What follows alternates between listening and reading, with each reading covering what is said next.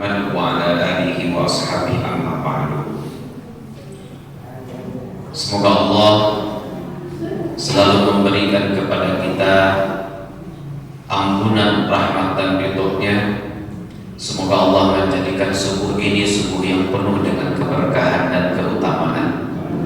Semoga langkah kaki kita semua hadir di masjid ini, semoga semuanya menjadi limpahan pahala yang berlipat ganda dan menjadi wasilah dari ampunan segala dosa dan kesalahan. Amin ya Allah ya Rabbal Alamin.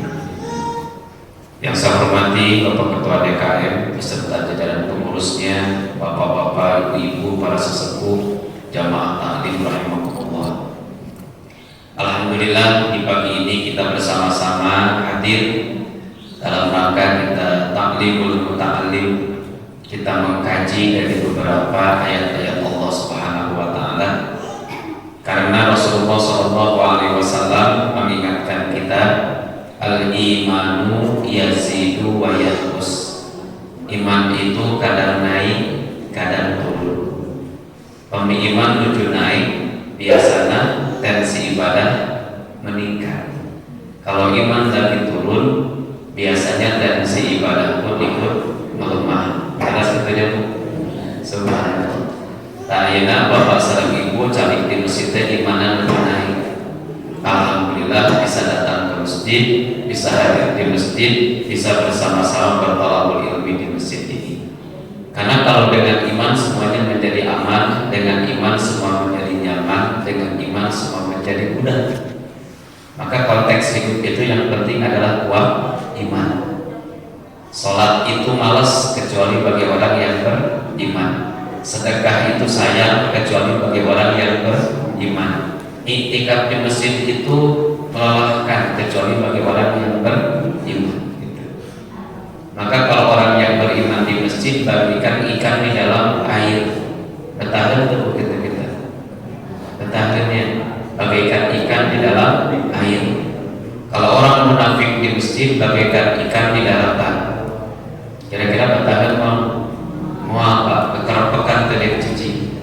Ayam buat kanan cari. Ini konteksnya. Jadi alhamdulillah, mudah-mudahan Bapak Ibu sekali lagi apa yang Bapak Ibu laksanakan pada hari ini diniati dengan Bismillahirrahmanirrahim. Kita benar-benar menjadikan pemupuk rasa keimanan dan ketakwaan kita kepada Allah. Karena Sayyidina Ali menyebutkan al-imanu yutawalladu bil ilmi. Iman itu lahir dari keilmuan. Jadi bagi orang yang iman kena sedar disirat ilmu. Kalau kita misalkan iman tidak diberikan vitamin, maka iman akan terus melemah. Nah, salah satunya adalah ilmu. Insya Allah pada pagi hari ini kita akan mencoba mengkaji satu kajian dengan tema istidraj atau istijraj, kenikmatan yang menipu. Mungkin kita tidak terlalu populer ya memiliki istilah istidraj. Apa sih istidraj itu gitu kan? Yang dimaksud dengan istidraj adalah kenikmatan yang diberikan Allah Subhanahu wa taala tanpa melalui keimanan dan syariat yang dikerjakan. Kenikmatan yang diberikan Allah Subhanahu wa taala tanpa melalui keimanan dan syariat yang dikerjakan. Ketika seseorang diberi nikmat berupa rizki yang melimpah atau harta yang melimpah, kesenangan dalam hidup, kesehatan yang terus-menerus, umur yang panjang dan sebagainya, namun dengan nikmat tersebut dia semakin jauh dari Allah Subhanahu wa taala. Nah, kira-kira ayat yang lebih teguh sebenarnya. Nah, ya. Kenapa saya mau sampaikan ini? Saya ingin menjawab satu pertanyaan banyak umat yang mengatakan, kunaon, kenapa kita orang yang suka sholat, yang suka ke masjid, yang suka ngaji, yang sering baca Quran, tapi rasanya hidup kita lebih susah dibanding dengan orang-orang kafir, nu jelas tara sholat, yang jelas tidak pernah ibadah. Ayat ngerasa gitu tuh. Adanya muncul pertanyaan, oh kita memaning bersolat sakabila. Itu kan kadang-kadang seperti itu. Nah, ini Bapak Ibu. Jadi coba kita kupas apa sih sebetulnya bentuk kenikmatan yang Allah berikan kepada kita itu. Karena kenikmatan itu kan dua, ada sebuah anugerah, nikmat, ada juga sebuah istidraj. Nah, jadi ada orang-orang yang kafir atau orang-orang yang tidak beriman kepada Allah, atau beriman tapi dia munafik, atau beriman tapi dia fasik, ngaku Islam nama, tapi dia meninggalkan aturan Allah, tapi toh hidupnya seolah-olah senang, bumina ageng, mewah, mobilnya mewah, sumber keuangannya banyak, keinginannya tercapai, padahal siapa datang ke masjid. Nah, ketika itu terjadi apa itu sebenarnya? Dari Ubah bin Amr radhiyallahu anhu, Nabi SAW bersabda, ini idza ra'aitallaha ta'ala yu'til 'abda minad dunya ma yuhibbu wa huwa muqimun 'ala ma'asihi fa inna dzalika minhu istidrajun. Apabila Anda melihat Allah memberi kenikmatan dunia kepada seorang hamba, sementara dia masih bergelimang dengan maksiat, maka hakikatnya adalah istidraj dari Allah. Nah, siapa istidraj itu? Upami bahasa orang Sunda mah panyungkun. Apa itu panyungkun bahasa Indonesia? Saya kan bahasa Indonesia panyungkun itu kan ya. Apa itu panyungkun itu? Tahu lah panyungkun lah. Ya, itu disebut kutukan sanes gitu. Jadi beginilah panyungkun Pak, kalau dalam bahasa nama. Ada anak minta sesuatu kepada ayahnya, ya minta motor, padahal anak itu pada usia kelas 5 SD, gerenang pakai motor, nggak usah sekolah pakai motor, enggak, kata ayahnya, kamu masih kecil, si anak nanti ngomong ke ayahnya, ke bapak nanti, buat apa bapak punya motor kalau anaknya nggak boleh pakai? Wah, banyak begitu dia ngomong macam-macam lah. Lama-lama si bapaknya jengkel, macam bapaknya. Jika bawa motor kembali dari, nah itu kan diberi, tapi gak diminum. Jika seorang istri atau suami, ayo minta duit, diminta, si bapak dikasih, cek bapaknya, kamu baru 1 juta, 1 juta, bawa kamu barang dikasih. Nah itu kan kata-kata diberi lebih dari yang diminta, tapi tanpa sebuah keriduan. Kira-kira enak nggak Bu? Ya nggak enak lah. Ini istidraj. Mau ini jadi, minta anak sukses, pengen beli mobil baru, kebeli, bisnis maju, gitu kan?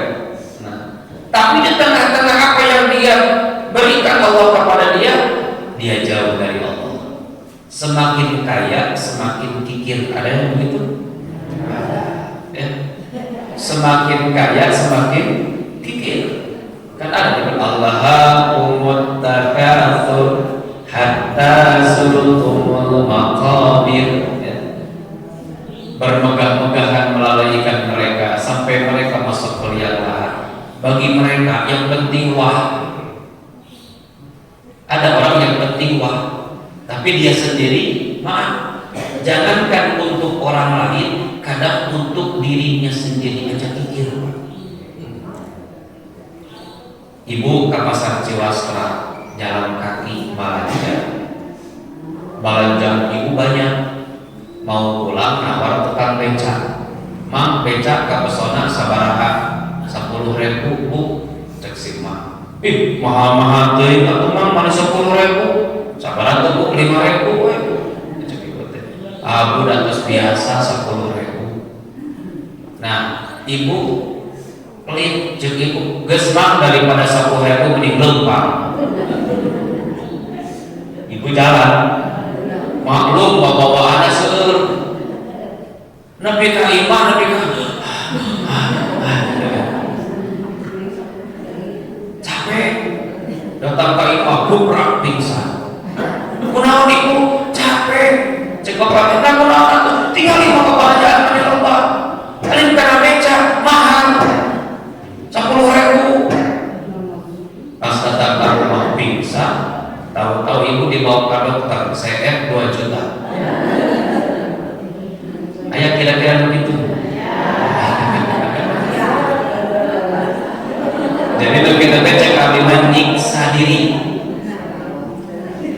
Makanya bu, kalau kita nawar ke tukang beca, tawar sama ibu sabar mang kapesona 10.000 sawios panggal 15. Dipastikan mau aku. Mang 10 bayar, nak 5.000 sodakohna. Hebat.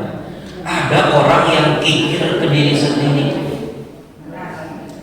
Punya mobil jadi tongkrongan, dipakai tarah. Begitu kan.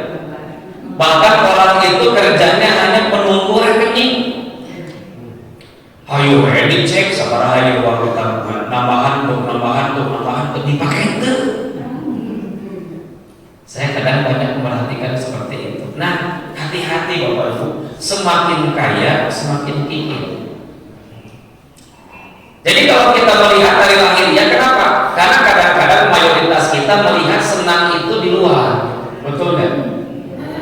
Jadi kira-kira ibu konten yang dikatakan bahagia itu apa ukurannya?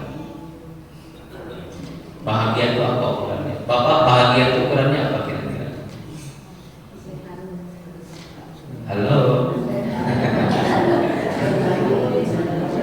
Bapak Ibu pengen bahagia? Kira-kira apa sih ukuran bahagia? Jawab. Senang hati. Senang hati. Oke. Ada lagi coba? Sehat. Biar sudah 200. Ya.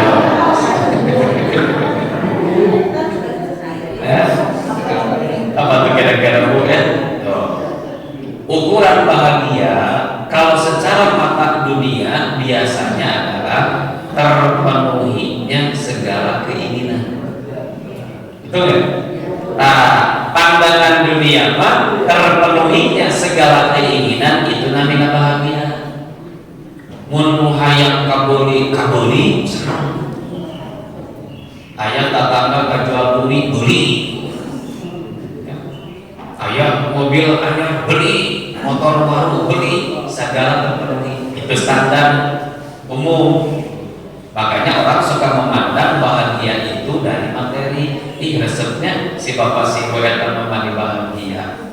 Kenapa? Lihat tuh rumahnya mani mewah, mobilnya juga mewah, bisnisnya maju. Jika nanti duitnya kali-kalukan, gitu.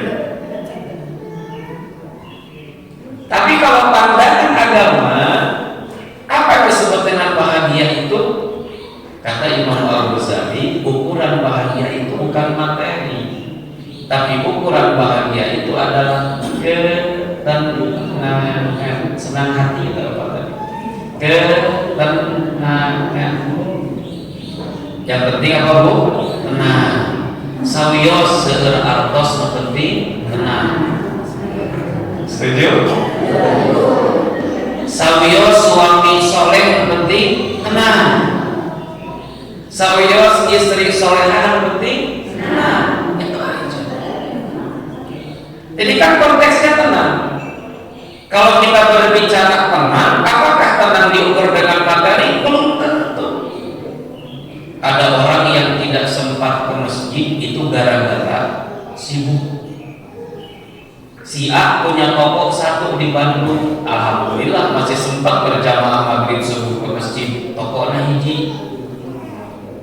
bisnisnya bertambah, toko nampihan buka di Cimahi, mulai ada capek di Cimahi ngurus dua, nambah deui buka cabang di Purwakarta, buka deui cabang di Karawang, buka deui cabang di Cirebon, tungtungna pusat hiji cabang genep sabari ditambah 7, tungtungna alhamdulillah Senin di Bandung, Selasa di Cimahi, Rebo di Purwakarta, Kamis di Karawang, Jumat di Cirebon, Sabtuna di Kebumen.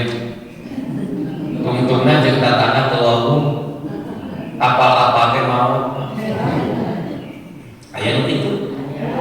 Aya, urang sareng tatana teu apal, tahu-tahu teh diumumkeun di masjid parantos mulih warahmatullah dulu. Si Bapak. Jeung lucuna teh di ka masjidna teh pas mau. Ya, cek agak cerita rakam mesin mah teh kudu make hayang ka masjid geus maot mah. Kariweuh-riweuh. Tapi kita kepada kain tadi manapun bade ditolaknya gitu we atuh keun bae atau pas jadi mayit atau cicing di masjid gitu. Aku kan ada orang yang seperti itu Bapak Ibu. Nah, jadi ukuran bahagia itu sederhana tenang Pak. Maka kalau saya punya konsep sederhana, orang Sunda mah kieu Pak, nu namina bahagia itu ukurannya sederhana, enak makan, enak tidur. Kalau ibu bapak masih enak makan, enak tidur, itu ciri bahagia walaupun banyak uang.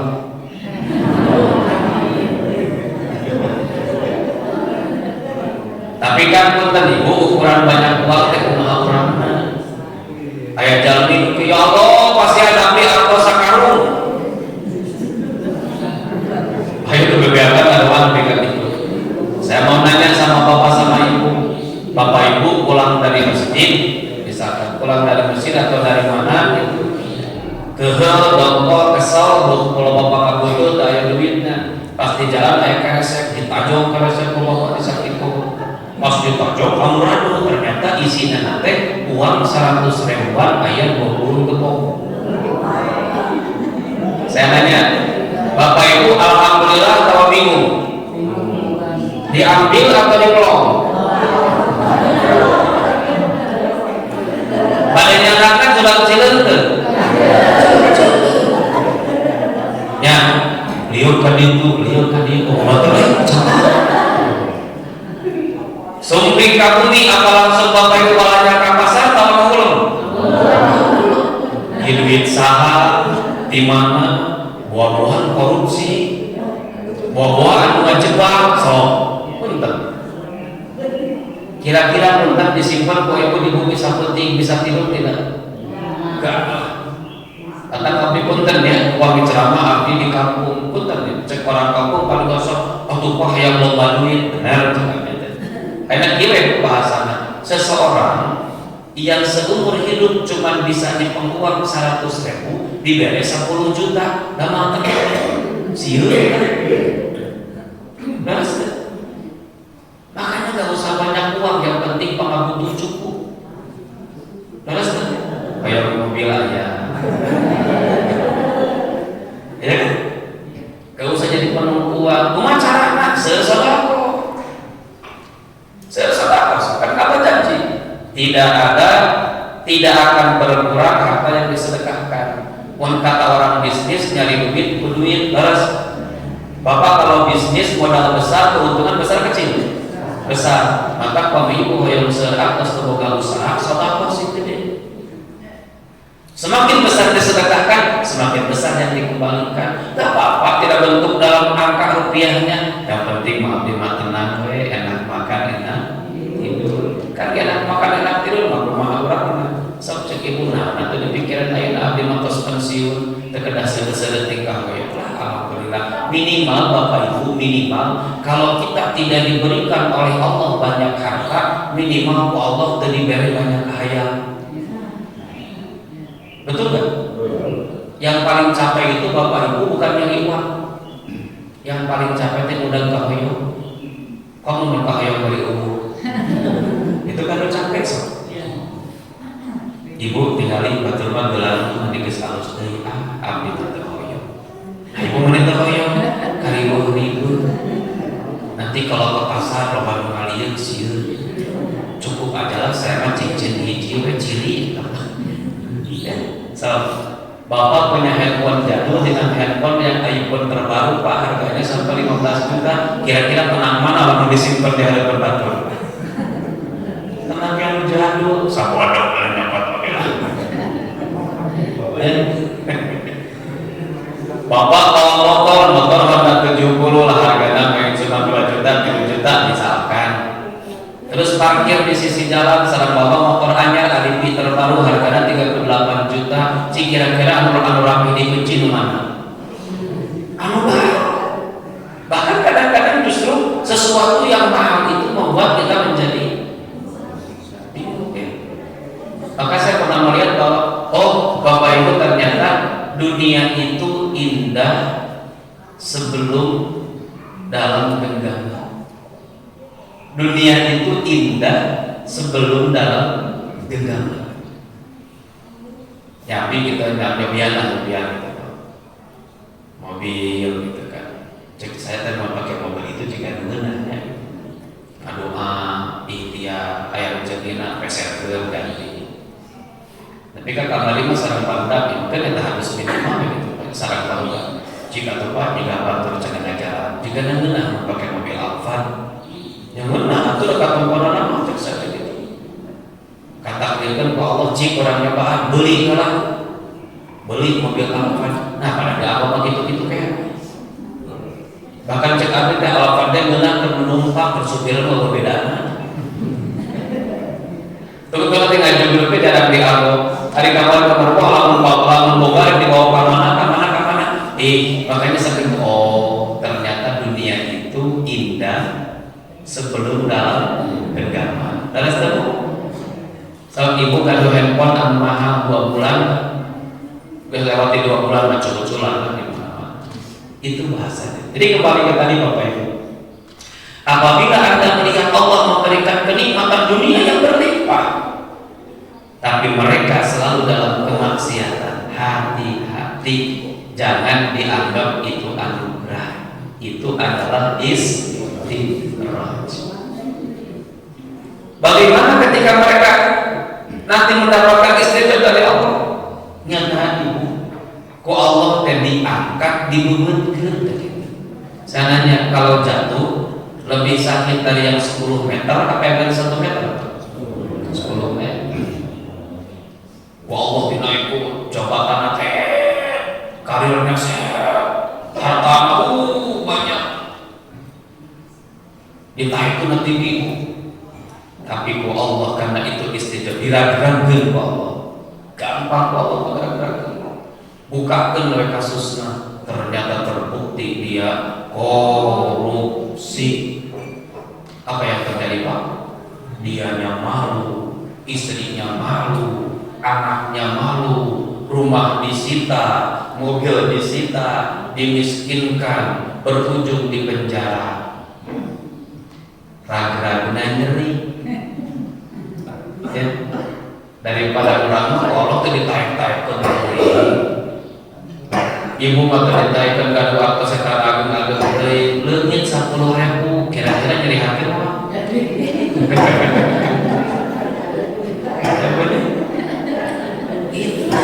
makanya semua. Ini saya ingin membuka mata kita supaya kita jangan selalu berpikir bahwa kenapa mereka itu seperti orang yang bahagia senang. Belum tentu ya. Saya pernah ngobrol dengan orang yang hebat dan super sibuk. Ternyata mereka itu kalau jauh dari Allah bahaya. Bagaimana bentuk istidraj? Ketika seseorang lupa kepada Allah dan tidak mengindahkan peringatannya, maka bisa saja Allah membukakan pintu istidraj kepada mereka, yaitu pintu nikmat yang banyak, sampai mereka nanti akan berbangga diri dan sombong dengan kenikmatannya. Kemudian nanti Allah akan menyiksanya dengan tiba-tiba hingga mereka terdiam dan berputus asa dari segala kebaikan. Itu bentuk istidraj. Tadi diangkat, ya. Mencek orang di moh-moh, di WhatsApp lah kepada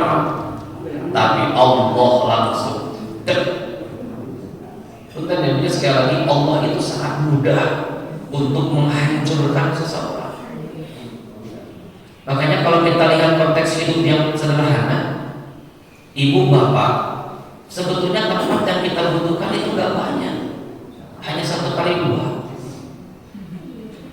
Ibu bapak rumahnya ada 4 kamar. Di rumah kita megah kamarnya 4, luas-luas. Pertanyaan saya, kira-kira kalau tidur di berapa kamar? Berapa kamar? 1. Pernah kita bapak tidur bareng di 4 kamar? Tidak.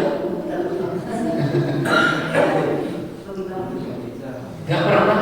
Saya di rumah kamarnya 4 kamar di rumah. Anak-anak gue hiji ewat tiluan, abdi di anak. Nah, tidak pernah pindah. Kamar kita yang satu luas 6x6. Wah, hebat lux. Di dalamnya segala ayam, pada kamar mandi ayam di jero. Ya. Spring bednya ada 2 ada jajan. Punten ibu kalau tidur bisa barang kasur. Kasur kita ukurannya nomor 1 2x2 meter. Kira-kira kita butuh tidur kasur sabarang. 2 anak suami sareng istri, kira-kira ibu bapak tidurnya sabarang kali sabarang? 2 kali hiji. Berarti walaupun rumah gede, cek abdi naon bedana jeung rumah kontrakan. Dan kita mah tidurnya, tapi yang paling masalah makanya bukan kuantitasnya, tapi yang paling penting kualitasnya. Bu, mendingan tidur di Ibis Trans Studio yang VIP-nya kamarnya itu saya pernah lihat, kamarnya itu ukurannya hampir 8x8, semuanya lux, di dalamnya hebat, tapi orang dikejar-kejar menagih hutang. Kira-kira pernah mau nyumput ke mana-mana gitu tenang. Ibu bobor hati berapa? Air ngetrong kantor luas tuh. Padahal di rumah dia kan saya. Terus saking luas pasang CCTV di mana-mana, sok pengen tenang. Coba bandingkan dengan punten bapak dan ibu, kadang-kadang kita mati dulu gedung sok. Saking dungseknya kadang-kadang tidur itu bari nonton TV, kan ujung-ujung nama TV nonton orang. Apa ya? Nonton TV ya,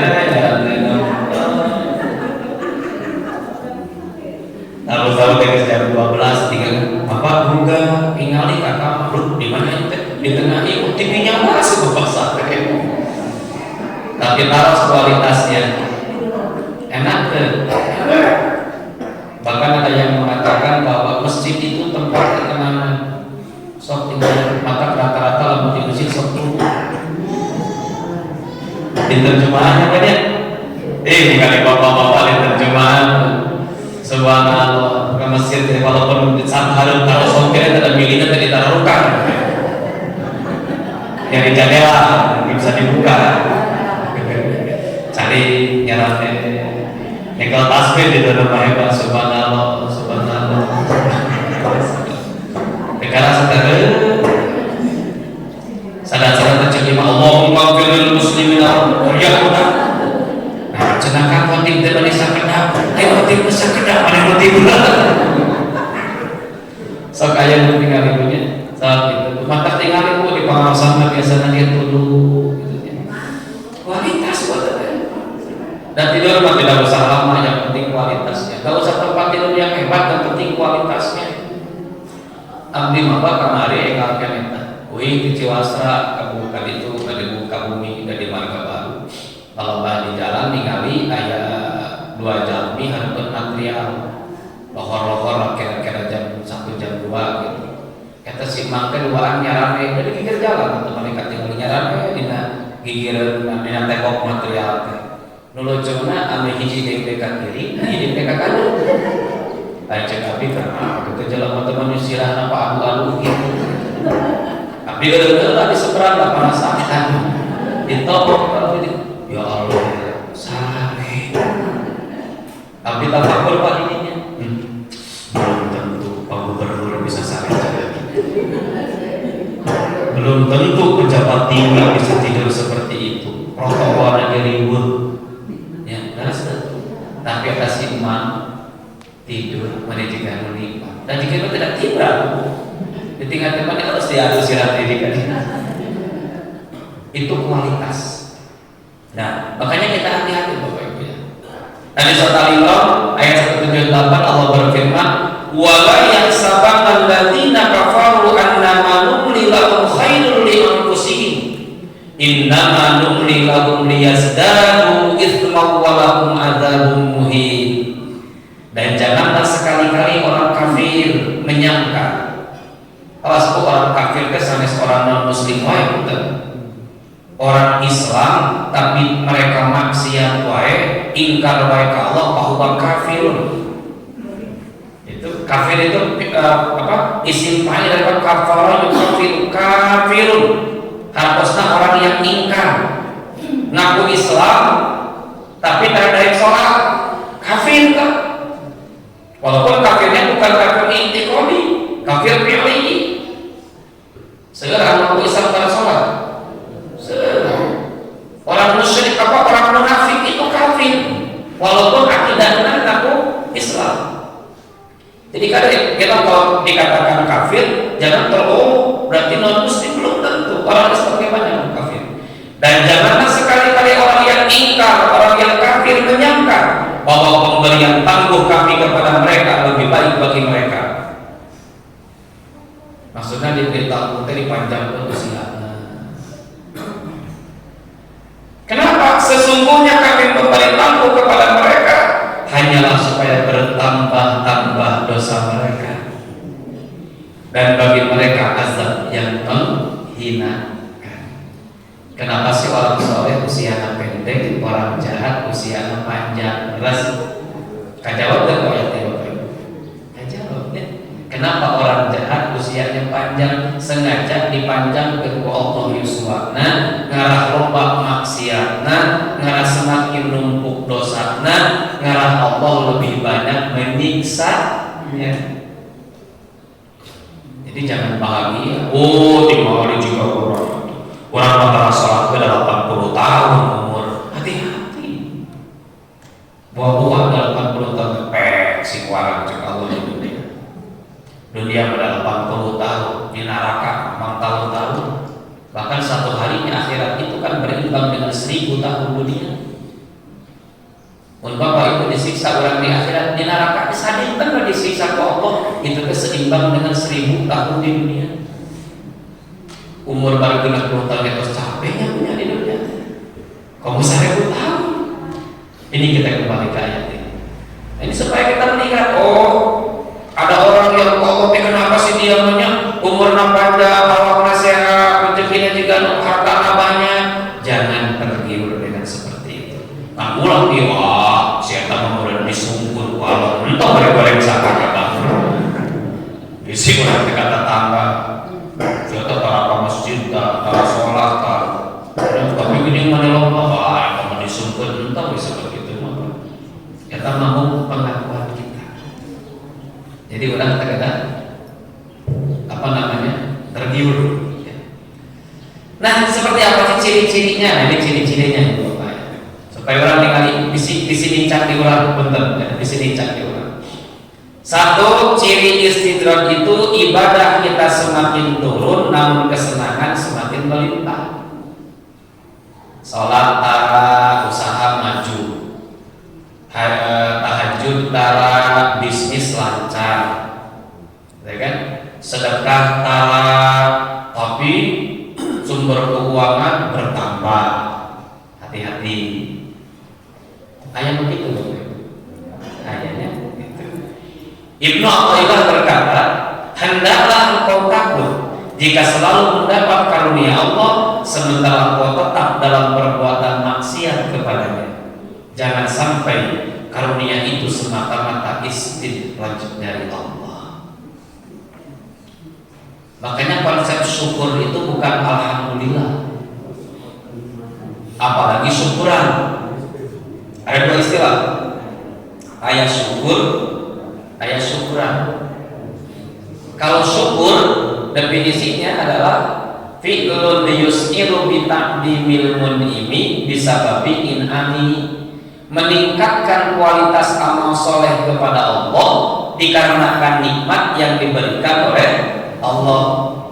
Bapak ibu ayeuna kamari mah gaduh artos teh 100.000, sedekah 10.000. Ayeuna menang artosna 1 juta, sedekahna sabaraha? 100 apa 10.000? 10.000 kene. Ayeuna mah kenging 1 juta naik jadi 100.000. Alhamdulillah dapat 10 juta naik ke sedekahna. Naik ayeuna mah dieu. Prakteknya menukar. Ya. Nah itu kan konsepnya syukur. Ya. Mumpung sehat, rajin sholat itu syukur. Ulah geus gering kakara hayang sholat lucu. Asam urat datang hayang tahajud atuh ibu tahajud. Tukur nyeri ya udah. Ari ibu kamari keur cager ka mana wae. Kita cenah usah da kerdamang mah jam 3 teh ka pasar. Ari geus geuring namun di jam tahajud atau pas rakaat teh geus ribu. Nah, sehat ka ibadah. Syukur. Ari di urang mah syukur teh sok diidentikkeun salam syukuran. Ari syukur mah orang Sunda, maka sesuatu yang diakhiri dengan kataan itu berarti kebiasaan. Jadi aya nu meuli ti haji cenah.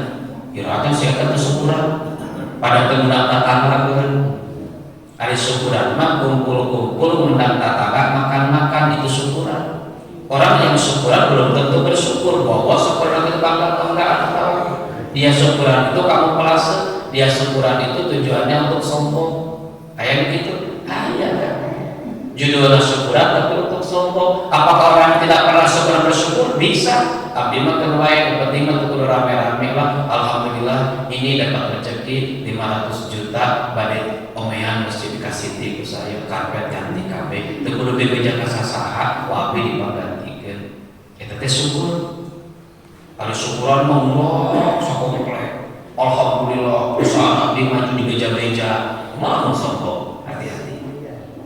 Ibadah semakin menurun tapi kesenangan semakin naik. Maka Bapak Ibu tinggali orang ketara sholatnya tapi Allah kesehat wae dari situ tara sok sholat geringan wae hati-hati. Berarti bahwa kita tadi diberikan kesenangan istijabah dari Allah. 2. Kita melakukan maksiat tapi malah makin banyak kesenangan.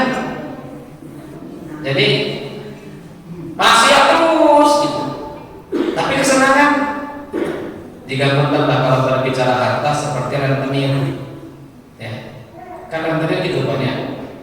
Rentenir itu kan maksiat, tapi secara keuangan bertambah berkurang, bertambah. Ya. Ali bin Abi Thalib berkata, hai anak Adam, ingat dan waspadalah bila kau melihat Tuhanmu terus-menerus melimpahkan nikmat, sementara engkau terus-terus melakukan maksiat kepadanya. Jadi pilih orang kita tadi maksiat kurang sering, sholat jalan atau di akhir-akhir tapi bisnis maju, hati-hati. Itu ciri tidak. Yang ketiga orang daerah semakin kita kikir namun harta semakin banyak, semakin pelit tapi semakin banyak. Sebagaimana kita katakan bahwa sebetulnya sedekah dapat membuat kita semakin banyak. Ketika kita dihinggapi sifat kikir, tak pernah zakat, infak, sedekah ataupun bantuan lain, namun justru harta semakin melimpah ruah, bisnis semakin maju, padahal orang pelit yang luar biasa. Dan yang keempat, jarang sakit. Hati-hati Pak. Di ibu sehat Pak, itu harus mikir gitu. Orang tidak pernah beringin. Nah, gitu ya. Imam Syafi'i pernah mengatakan, setiap orang pasti pernah mengalami sakit suatu ketika dalam hidupnya. Jika engkau tidak pernah sakit, maka tengoklah ke belakang. Mungkin ada yang salah dengan dirimu. Sebagaimana diceritakan pula bahwa Fir'aun adalah orang yang tidak pernah merasakan sakit, bahkan bersin pun dia tidak pernah. Dan itulah yang membawa dia semakin bersombong diri. Jadi umpama sakitnya alhamdulillah. Ya. Karena orang yang jarang sakit itu buah-buah istidraj. Jadi kita simpulkan Ibu dan Bapak, apa yang dimaksud dengan istidraj itu?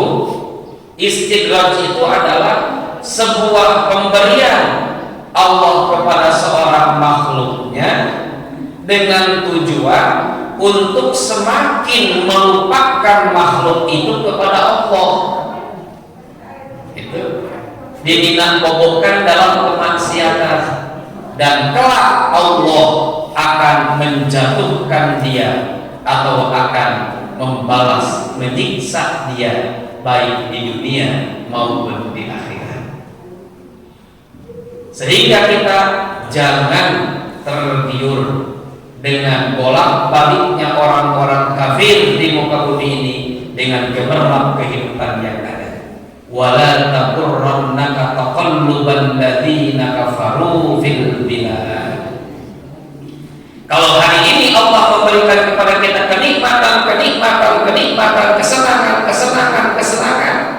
evaluasi. Hati-hati. Kalau kita diberi senang, kita jauh dari Allah, hati-hati, itu khawatir jadi sungguhan dari Allah Subhanahu wa Ta'ala. Itu saja Bapak Ibu, karena 45 menit kita pakai kayak juga ya tadi. Insyaallah. Maka sebelum saya akhiri, ada pertanyaan, silakan kita diskusikan.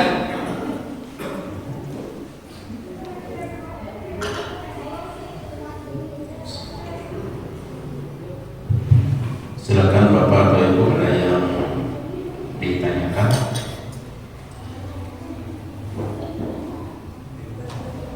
Ada tidak? Maka Bapak Ibu, kami kenaloskan kan masalahnya dua. Hiji ngartos, dua bingung. Saya khawatir Ibu sampai berapa bingung kenaloskan. Maka silakan Bapak, boleh pertanyaannya baik yang berhubungan atau mungkin kalau sekalian punya pertanyaan, maka ya kita diskusikan lah. Kalau bisa saya jawab, saya jawab. Nggak bisa, kita PR kan. Ada? Terus mana menurut saya? Oh gitu. Alhamdulillah. Mudah-mudahan Ibunya doakan Pak Habib ada besok kamu ulah bingung kan. Baik. Kalau memang ada pertanyaan, oh alhamdulillah. Maka silakan Ibu. Kalau saya mau tanya, Ya. bagaimana kita sebagai seorang muslim membedakan ujian, musibah atau azab? Baik. Ujian, musibah, azab. Kita mengambil pendapat Imam Al-Ghazali. Kata Imam Al-Ghazali, ujian itu Allah berikan kepada orang yang bertakwa dan beriman. Al-Ankabut ayat 2. Ahasiban nasu ayyutraku ayyakulu amanna wa hum la yuftanun. Banyak manusia yang mengira orang yang bahwa dengan naiknya kualitas iman seseorang, maka Allah akan biarkan mereka tanpa mengujinya. Jadi ujian itu bagi orang yang beriman.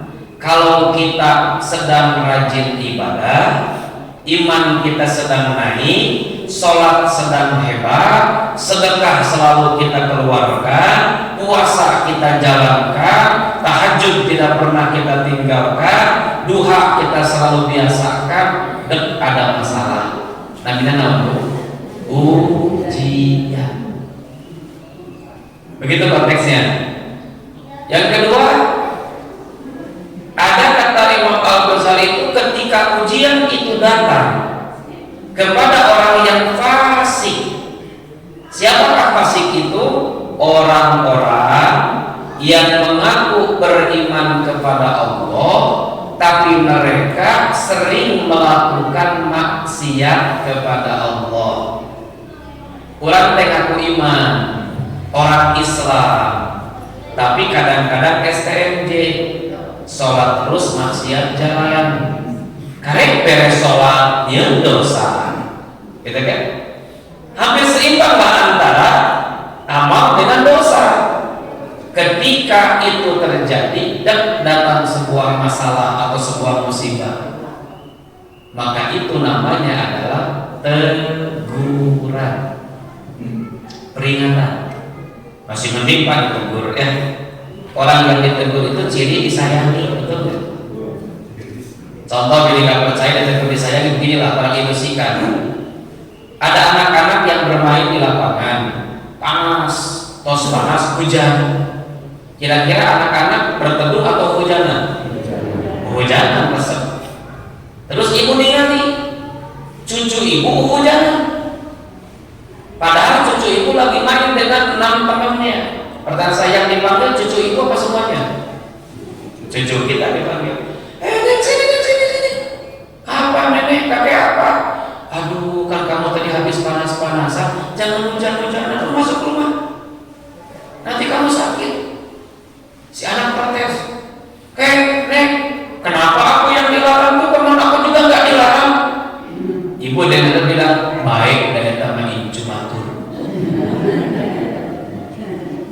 Jawaban sekarang, kun baik dan itu melalui incu aki. Nah, aku senang incu matur dianggap dari incu orang nih. Tapi tadi ditegur itu karena saya. Jadi kalau kita misalkan Bapak Ibu kurang sumping teh Allah atau musibah, oh Allah tanya kalau emot dari Allah. Yang ketiga, ketika datang sebuah musibah kepada seseorang, jadi musibah itu sesuatu yang terjadi yang tidak sesuai dengan keinginan, itu musibah namanya, ya. Walaupun kadang-kadang tidak selalu musibah itu jadi musibah, kecelakaan jadi musibah, tidak selalu. Jadi musibah itu definisinya sesuatu yang terjadi tidak sesuai dengan keinginan. Ayah gitu Pak, celaka tidak ada musibah. Ayah contoh dia, bapak kesal waktu budak atau ibu kesal waktu cara ke suami mau motoran benar dicari gitu. Sekali waktu motor nanti tabrakan, cigir tabrakan, ringsek motor nanti, naros mungkin alhamdulillah. Tuh cegih banget. Musibah bukan? Ya, bukan musibah. Budaya lama cegih banget. Syukur siapa pernah ringsek mau dipakai duit. Nah, kalau dibalik ibu tercik atau ayah ganti motor temen ke 1000 kilowatt, motor temen mogok, capek ibu teh, mana motor teh gitu. Sekali waktu ibu dipakai motor teh jebret kalaka tabrakan hancur. Kira-kira ibu alhamdulillah innalillah. Mama hancur motor, ya masuk. Gelap ganti ke penuh anyar. Siapa 3 poin atau hancur mah diganti. Jadi itu bukan musibah.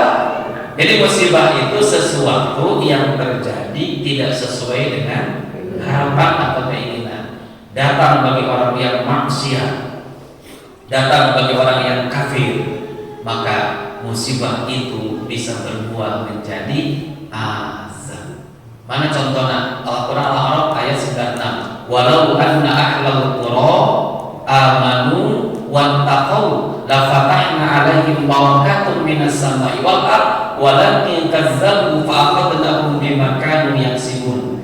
Dan seandainya penduduk suatu negeri beriman bertakwa kepada Allah, Allah bukakan pintu-pintu barokah kemuliaan dalam hidupnya. Tetapi kalau dia mendustakan ayat-ayatku, mendustakan maksiat, terang tapi tidak dilakukan, dia tahu tapi tidak melakukan, pintar tapi kabalitar, dia tidak melakukannya, kazzabu fa akhadnahum bima kanu yaksibun, maka akan aku siksa mereka karena perbuatan yang telah mereka kerjakan. Begitu mungkin ibu, jadi sekali lagi perbedaannya, musibah itu sesuatu yang terjadi yang tidak sesuai dengan keinginan. Kalau sesuai keinginan, walaupun itu tidak enak, terjadi musibah, ya itu. Yang kedua, ujian itu hanya bagi orang yang beriman. Ibu nuju saya ibadah, bapak saya ibadah, supaya masalah ujian. Cara tingkatkan amal solehna supaya ujian lulus. Itu. Yang kedua, kalau datangnya kepada orang yang fasik itu beriman tapi selalu melakukan maksiat, itu namanya teguran. Hati-hati ditegur ke Allah. Sadarlah punya tegur taubat.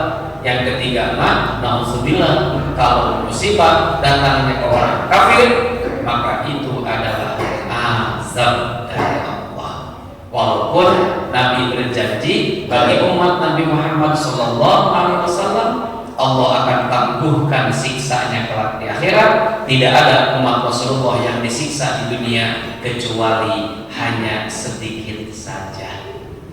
Itu di percobaan siksa. Begitu mungkin Ibu yang bisa saya jawab. Mudah-mudahan tidak puas gitu ya. Karena kalau puas kan aja lagi. Bapak Ibu, rasanya mungkinnya waktunya juga sudah cukup. Maka kalau misalkan ada pertanyaan boleh lagi di luar forum atau mungkin bisa di WA ke saya. Maka ya mudah-mudahan kita bisa bersilaturahim kembali. Matur nuwun KDKM sadayana yang sudah mengundang saya kedua kalinya silaturahim di sini. Alhamdulillah. Dan mudah-mudahan kita selalu diberikan usia panjang barokah untuk ibadah, sehat jasmani, sehat rohani, dan terutama mudah-mudahan kita diberikan kenikmatan untuk mengabdikan diri kepada Allah Subhanahu wa taala.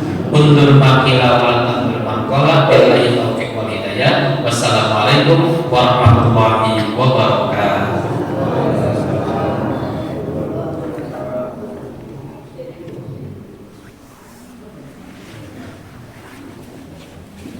Alhamdulillahirrahmanirrahim. Insyaallah tausiah kita sampaikan oleh guru kita Pak Ustaz Heri. Insyaallah mudah-mudahan memberikan pencerahan bagi kita semua dengan tema istizrar tersebut. Bapak Ibu sudah paham ya? Insyaallah mudah-mudahan ini mengokohkan iman kita, mengokohkan pendirian kita, betapa innamal hayatud dunya mata'un ya wala'ibun. Jadi dunia itu memang perhiasan, permainan, anggaplah seperti itu Bu ya, untuk menguatkan kita, sehingga apa yang disampaikan tadi oleh Pak Ustaz Heri insyaallah menguatkan dan mengokohkan iman kita. Jangan sampai kita termasuk kepada golongan orang-orang yang diistijrar atau disumpul oleh Allah Subhanahu wa taala. Tetapi sebaliknya, bukan berarti juga setiap kita mendapatkan kenikmatan, kesenangan, kemudahan, segala urusan, kuncinya adalah diimbangi dengan keimanan dan ibadah pada Allah Subhanahu wa taala. Jadi itu Bu ya. Jadi nanti kita uji, kita coba pada diri kita sendiri. Ketika harta kita misalkan bertambah, kemudahan banyak, ketika kita diimbangi dengan semakin beribadah, berarti insya Allah itu bukan istizrar ya. Tadi kata Pak Ustaz, sebelumnya suami itu ngasih hanya 100.000 misalkan belanja per hari, yang oleh ibu diinfakkan 10.000 ke masjid setiap subuh ya.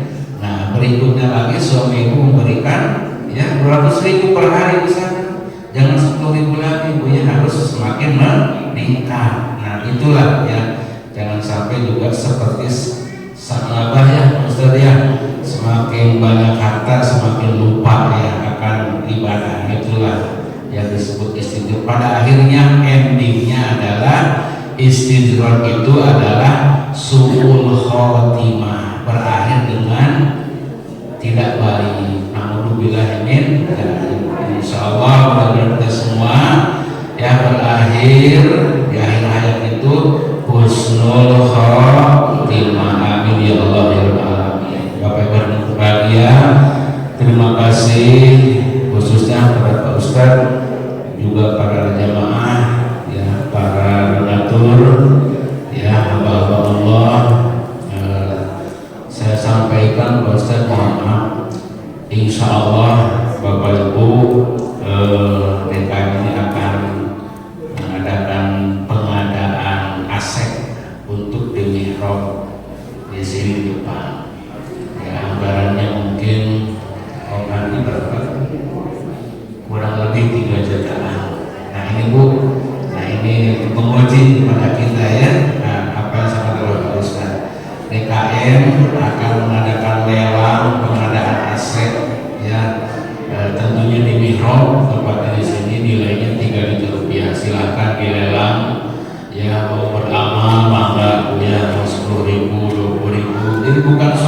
besarnya Bu ya, bukan soal nominal besarnya tetapi niatnya, keikhlasan kita.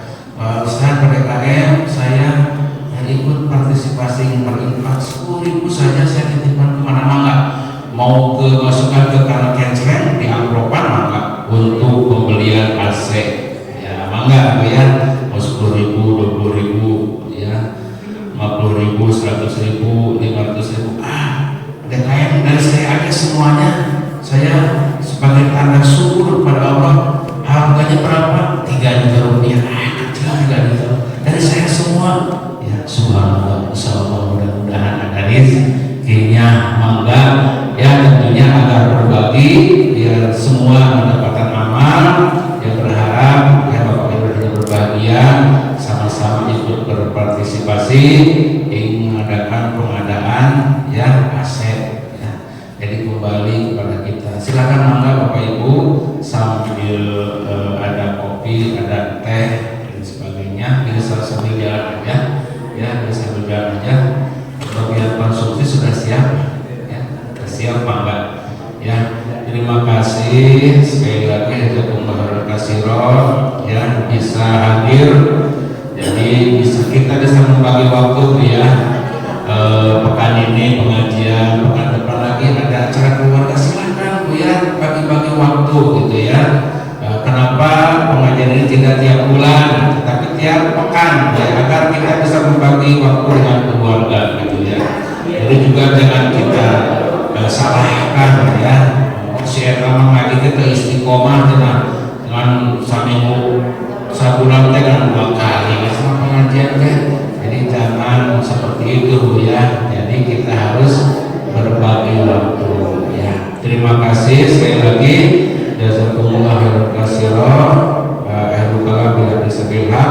Kita sama-sama mengucapkan doa penutup majelis. Subhanaka Allahumma wa bihamdika asyhadu an la ilaha illa anta astaghfiruka wa atubu ilaik. Walhamdulillahi rabbil alamin. Assalamualaikum